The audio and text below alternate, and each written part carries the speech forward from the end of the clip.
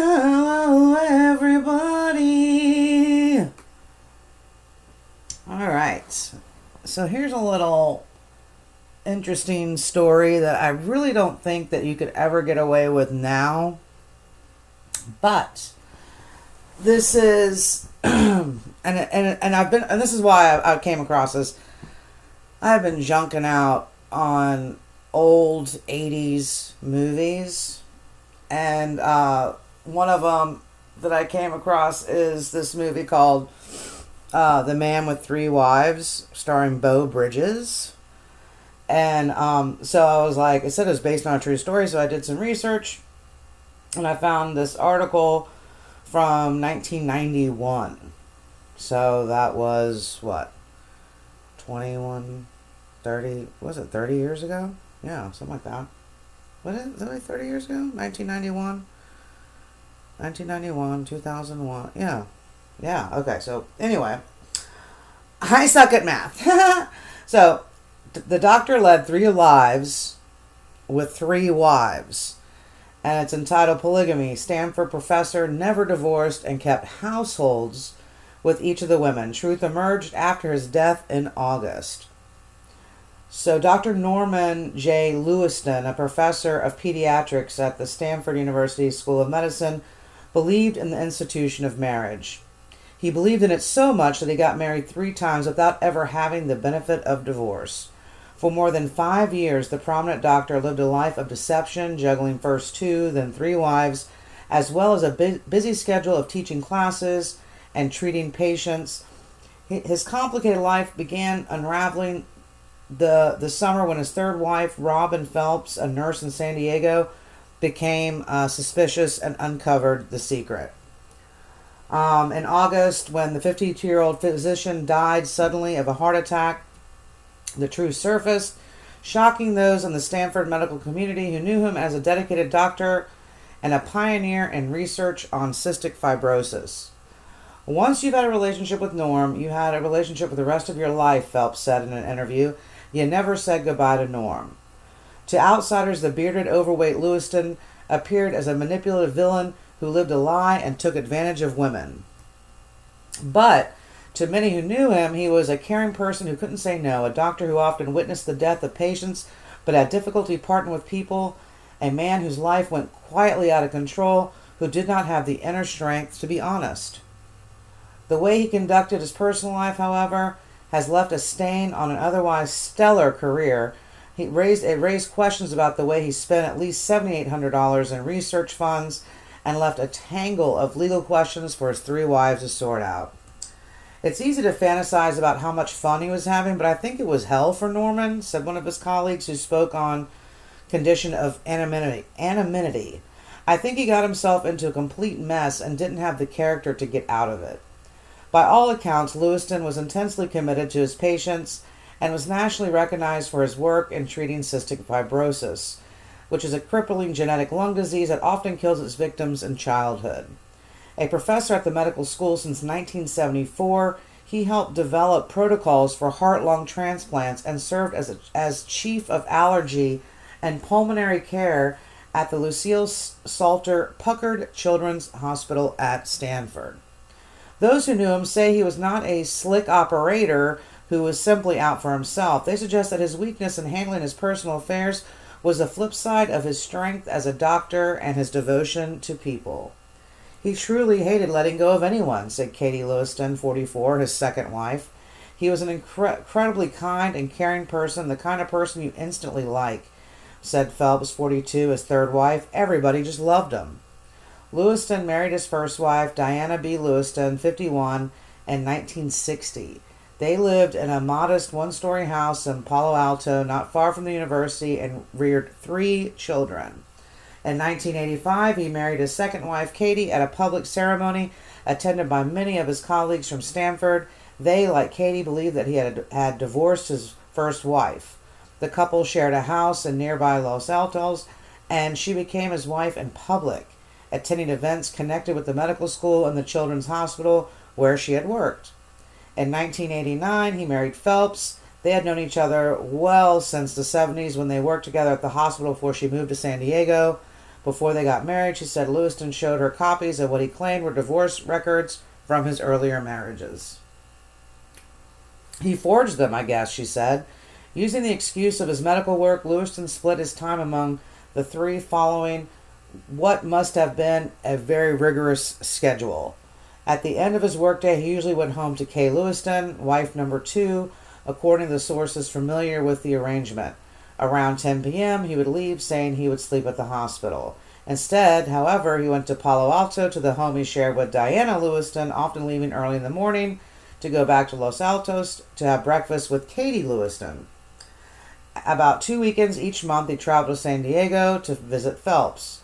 Much of Lewiston's philandering apparently was made possible by the attitude of his first wife, Diana, who was willing to tolerate the arrangement as long as he slept at their Palo Alto home and did not seek a divorce, said the sources, who asked not to be identified. Diana Lewiston declined through her attorney to be interviewed. Occasionally, Lewiston would take a vacation with one of his wives, but it was the holidays that could be the most demanding. I know for a fact there was one Thanksgiving when he had 3 dinners, Phelps said. Of course he was overweight. He had 3 wives feeding him. Phelps said she began to hear reports from friends that Lewiston was seen with his other wives when he was in the Bay Area. She sought the assistance of an investigator, and in June she was crushed to discover that he had never divorced them. She sought to annul their marriage, and not wanting to see him again, negotiate an agreement through their attorney, Gregory Alford, that Lewiston would pay her a small cash settlement. He paid the money, she said, but never signed the court papers, and so she was still married to him at the time of his death. Katie Lewiston did not learn of Lewiston's other lives until the day he died, when she was notified by Stanford Hospital that she was not his only wife. It was tremendous shock, she said. It caused a lot of unhappiness. Now, his 3 wives are attempting to recover from his death and duplicity in their own ways. Diana Lewiston, his first wife, has been named executor of his estate and is seeking to recover his husband's share of any property he held with his other wives, including the house he shared with Katie Lewiston. Phelps and Katie Lewiston, who had been friends at Stanford before their marriages, are weighing offers from all manner of publications and television producers to buy their stories. Katie Lewiston, who operates a secretarial service, has begun writing a manuscript as a record of the marriage and as sort of a therapy, according to her attorney, Jacques Dulin. Phillips said any money she receives will go to pay for defending herself in the lawsuit she expects Diana Lewiston to file. I have no desire to get rich off my pain, she said. Meanwhile, Stanford auditors are attempting to sort out what Lewiston did with money under his control at the hospital. While they have found no irregularities in the grants awarded to the university, officials said that they had uncovered an unusual bank account in which the doctor deposited research funds. Of the $37,000 deposited into their account this year, auditors have questions about how the doctor spent $7,800 of it. We haven't found any significant problem except for money that was paid to Norm and paid into this outside account, said hospital spokesman McGuire. We are looking into the nature of these expenses. Lewiston also helped raise private funds for cystic fibrosis research. Colleagues shudder at the thought that some of that money might have been diverted into his unusual lifestyle, but auditors have not reviewed those accounts. Few in the Stanford medical community are willing to talk about Lewiston's marriages, but one person who said he was stunned by the news was Clyde Mosier, an investment counselor who stages annual golf tournaments that raise more than $500,000 for Lewiston's cystic fibrosis research. It knocked my socks off, said Mosier, whose son Ross died of the disease 11 years ago. When I look back at Norm, I got a picture of a guy who was brilliant but never learned the no word. When Lewiston died, I think his body just rebelled at the end and said, I just can't put up with this. In recent months, there were signs that the strain of keeping 3 marriages alive was beginning to catch up with Lewiston. Since early in the year, he seemed to be under great stress, Phelps said. At Stanford, it was beginning to show in his work. People were covering for him, said one colleague. He had a habit that was draining his energy. About 10 days before he died, Norman and Katie Lewiston attended the annual Ross Mosier golf tournament, and as luck would have it, the doctor won the door prize a weekend in San Francisco. Katie was very excited, one witness said, but Norm didn't look very excited at all. And that is it. I don't think she... I mean, here's my thoughts on that. Like, when you watch the movie, which is really good, by the way, for an 80s film. Or was it 90s? I'm sorry, 90s. It's 1993. It's like, why the hell? I get it. Like, you're used to dealing with death. You don't want to say goodbye to these people. You care for them all. You have kids with your first wife. But then he winds up having, I believe, a child with wife number 2. And then wife number 3, she had married and then divorced because they had an on again, off again. But I just feel like, why would you want that? When I'm sure there's women out there that would be more than willing to have an affair with a married man.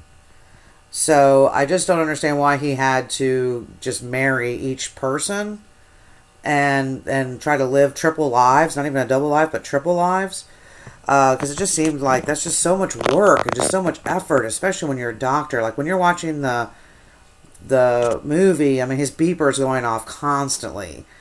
And he knows exactly what to say to each person. Like, one wife needed him back. The third wife needed him back in town where she was in San Diego for 3 days. So his way to get over on second wife was to say that a doctor wanted him to go step in and do a Boy Scout retreat for him. And remember, I mean, he came in and did lab work on your dad when he was in the hospital. And she was like, yeah, but you could say no. And then he goes, I got a great idea. Why don't you come with me? Well, of course she's going to say no to go into a Boy Scout camp, because that's not really where he's going. He's going to go see number 3 and sit with her kid while she goes and does her thing. So he knew exactly what to say to where they'd be like, no. Or like there was one where he was going to go out of town with wife number 1 on a family trip. And wife number 2 is like, you didn't tell me anything about this, blah, blah, blah. And he goes, yes, I did. I told you I have to go on this trip to meet with my children so I can tell them all about you. But I guess I'll go ahead and cancel.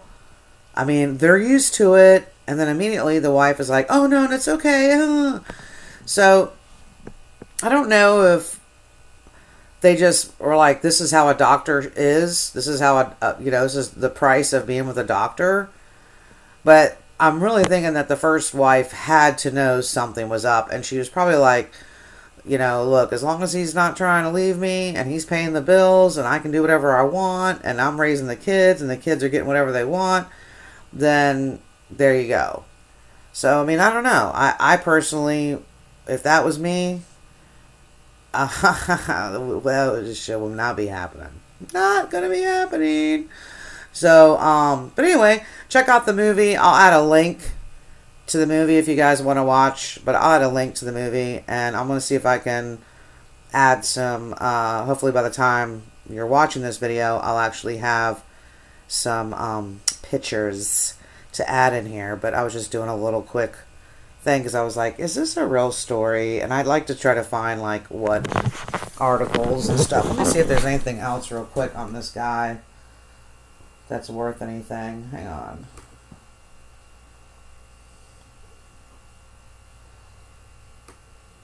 Let me try to find. Yeah, it's The Man with Three Wives is the film starring Beau Bridges.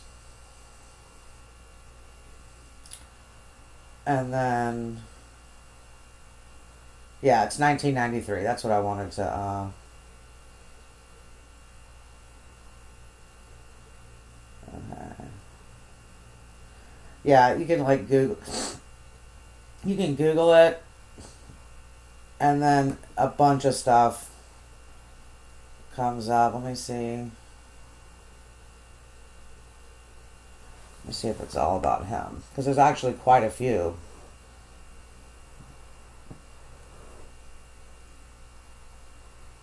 This one's no. Wow. Boy, there's quite a bit of polygamists out there. Oh, okay. November 19th, 2020, Pakistani man with 3 wives is looking for a 4th. Ladies. A 20-year-old Pakistan man looking for another wife. I'll go ahead and add that link in there too for you guys, just in case you're feeling like you want to be in a plural marriage. Fun, fun, fun. All right, well, thanks for listening to the story. I hope you like it, share it, and add some comments. Have you ever heard about this story before? Have you seen the movie? What do you think? What do you think about this guy? Was he a total fucking dickhead? I personally think yes, because you're actually having an affair with multiple people. Just because you married them doesn't mean that it makes it better. So, just because you make someone your wife doesn't mean that you can have other wives.